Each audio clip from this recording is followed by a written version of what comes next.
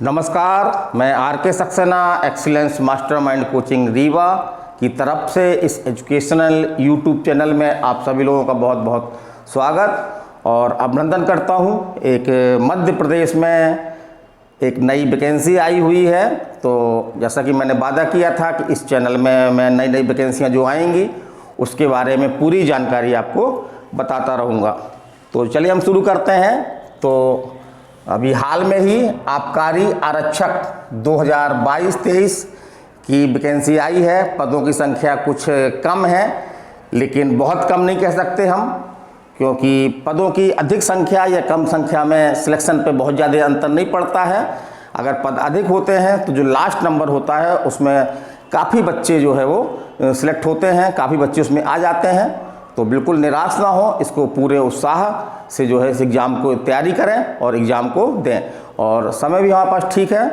तो इस वीडियो में आज मैं आपको आबकारी आरक्षक की जो नई वैकेंसी आई हुई है उसके बारे में पूरी जानकारी देना चाहता हूं कि आवेदन कब से कब तक करना है आपको, परीक्षा कब है आपकी और परीक्षा शुल्क क्या है, इसी तरह से पदों की संख्या क्या है, आयु सीमा कौन लोग इसको दे सकते हैं, न्यूनतम शारीरिक अहर्ता क्या होनी चाहिए, मतलब शारीरिक मापदंड, ऊंचाई वगैरह, सीना वगैरह, और शैक्षिक योग्यता क्या होनी चाहिए, और परीक्षा के केंद्र कहाँ कहाँ पे हैं, और परीक्षा का एग्ज़ाम जो है वो पैटर्न क्या है, उसमें किस तरह क्वेश्चन आएंगे, ये सभी आज हम इस वीडियो में आपको बताएंगे। तो इस वीडियो को पूरा देखें और इस तरह से जानकारी प्राप्त करने के लिए इस चैनल को जो है वो सब्सक्राइब कर लें, ताकि आपको जो है वो समय समय पर जो भी नई वैकेंसियाँ आती हैं वो आपको मिलती रहें।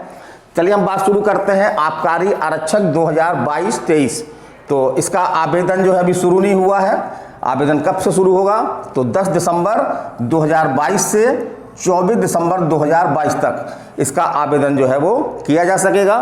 तो आवेदन प्रारंभ होगा 10 दिसंबर 2022 से और आपकी अंतिम तारीख होगी आवेदन करने की 24 दिसंबर 2022। इसी तरह से हम बात करते हैं एग्ज़ाम की, कि इसका एग्ज़ाम कब होगा। तो इसका एग्ज़ाम जो है वो आपका ऑनलाइन एग्ज़ाम है, जिस तरह से मध्य प्रदेश में समानतः होते रहे हैं।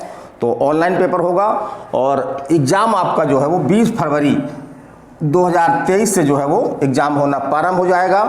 एग्ज़ाम कितने दिन चलता है ये बच्चों की संख्या पर जो फार्म डालते हैं उन पर निर्भर करेगा। तो हो सकता है कि ये अगर ज़्यादा फार्म आ जाएँ तो एक महीने या 15-20 दिन एग्ज़ाम ये चल सकता है। चलिए हम अगला देखते हैं। तो परीक्षा शुल्क क्या है?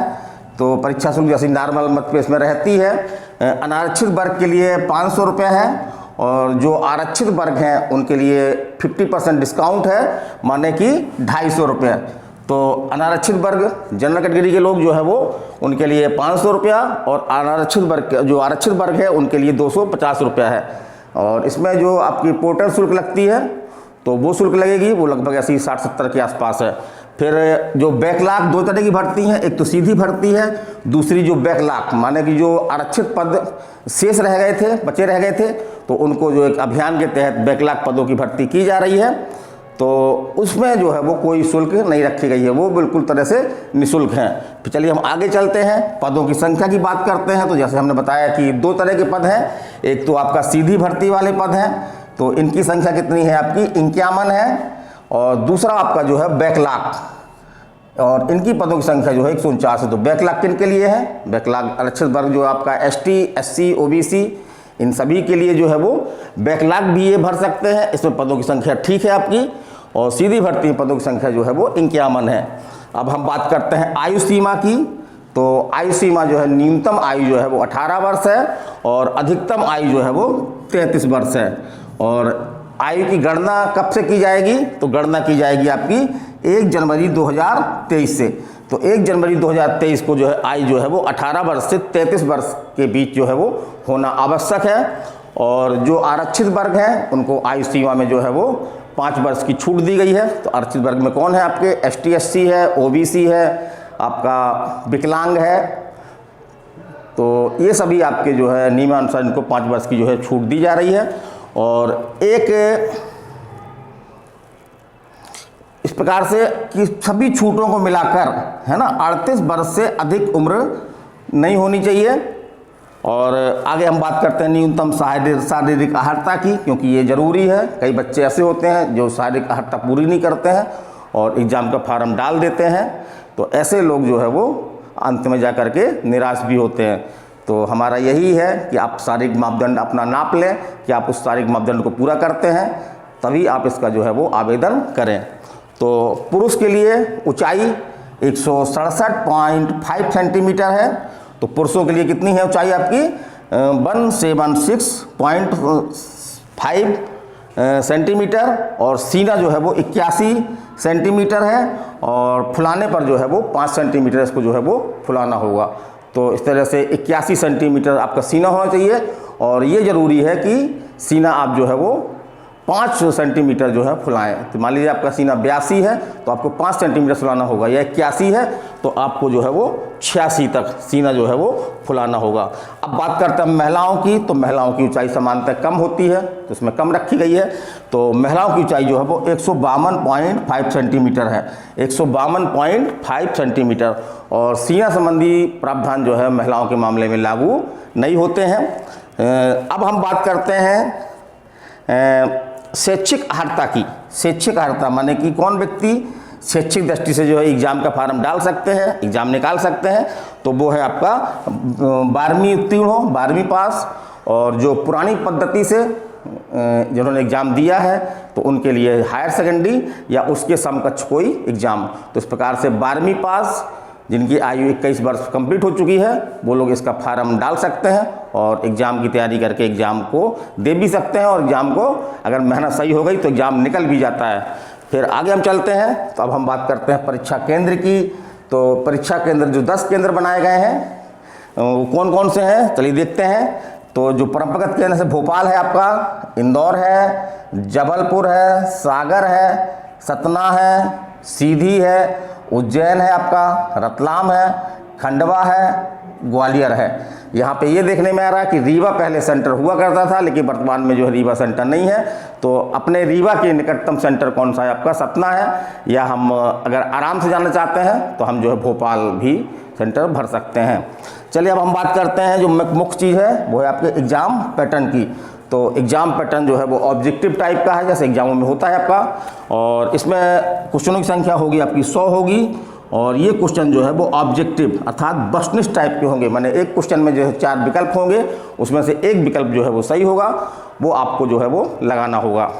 और माइनस मार्किंग का इसमें कोई प्रावधान नहीं है, हम नियम पढ़ रहे थे तो माइनस मार्किंग हम कोई प्रावधान नहीं मिला, तो इस प्रकार से माइनस मार्किंग इसमें नहीं है, माने सभी क्वेश्चन आपको जो है वो लगाने हैं।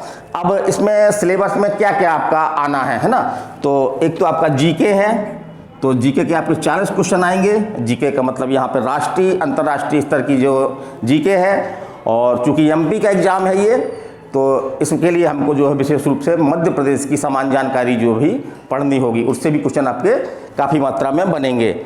और उसके बाद आपका रीजनिंग है, तो रीजनिंग आपके जो है 30 प्रश्न आएंगे। तो रीजनिंग की मुश्किल से 20 से 25 कैटेगरी होती है, जिसमें से आप अगर उनको अच्छी तरह से प्रैक्टिस कर लें तो रीजनिंग में आपको कोई कठिनाई नहीं होगी, और ये सबसे अधिक स्कोरिंग अंक भी होगा आपका रीजनिंग, जिसको आप आसानी से जो है प्राप्त कर सकते हैं। फिर देखते हैं हम क्या आ रहा है, तो विज्ञान और गणित, विज्ञान और अंक गणित, तो इसके कुल आपके कितने प्रश्न होंगे, 30 प्रश्न होंगे। तो इसको भी आप आराम से कर सकते हैं।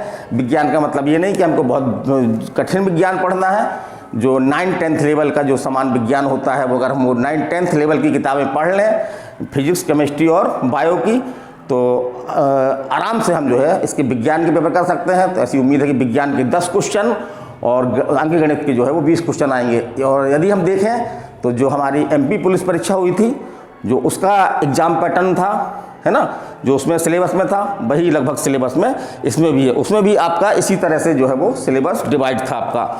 और यहाँ पे एक चीज़ नई मिल रही है हमको कि इसमें जो है वो न्यूनतम अहकारी अंक रखे गए हैं, मतलब कि कम से कम जो है वो इतने अंक आपको सिलेक्शन लेने के लिए जो है प्राप्त करना होगा। कम से कम कितने अंक प्राप्त करना होगा, तो ये बहुत ही महत्वपूर्ण जानकारी है, इसका हमको ध्यान रखना है कि हमारे इससे कम अंक ना हो पाए, हम कोशिश करना कि हमारे अधिक से अधिक अंक हों। तो जो अनारक्षित वर्ग है उसको जो है 60%, माने 100 में उसको 60 क्वेश्चन जो है वो सही करना जरूरी है। अगर 60 क्वेश्चन से कम करता है, भले वो मेरिट में आता है, लेकिन उसका सिलेक्शन नहीं होगा। इसी प्रकार से हम बात कर रहे हैं अनारक्षित वर्ग की, आरक्षित वर्ग की, तो इनके लिए जो न्यूनतम अहकारी अंक रखे गए हैं वो रखे गए हैं 50%, माने कि 100 क्वेश्चन का आधा माने 50 क्वेश्चन। और यहाँ पे एक खुशखबरी वाली बात है कि ऐसे अनारक्षित वर्ग के व्यक्ति जो EWS इकोनॉमिक वीकली सेक्शन है ना, इकोनॉमिक वीकली सेक्शन में अगर आते हैं तो उनको जो है 10% अंकों की अहकारी अंकों की जो है छूट दी गई है। अर्थात उनके लिए भी अंक कितने रखे गए हैं, कम से कम उनको 50% अंक जो है प्राप्त करना होगा, अर्थात 100 में 50। तो ये हमारी जानकारी कैसी लगी आपको, इसको देखिएगा। यदि कोई अन्य क्वेश्चन आपके दिमाग में उठ रहा है तो आप हमसे जो है वो पूछ सकते हैं। और एक्सीलेंस मास्टरमाइंड कोचिंग रीवा द्वारा जो है वो इसका एक नया बैच स्टार्ट किया जा रहा है। तो यदि आप किसी तरह का हमसे सहयोग चाहते हैं तो आप हमसे जो है वो हमारे मोबाइल नंबर पे संपर्क कर सकते हैं। चलिए अगले वीडियो में कोई नई जानकारी के साथ फिर मिलेंगे। नमस्कार, धन्यवाद।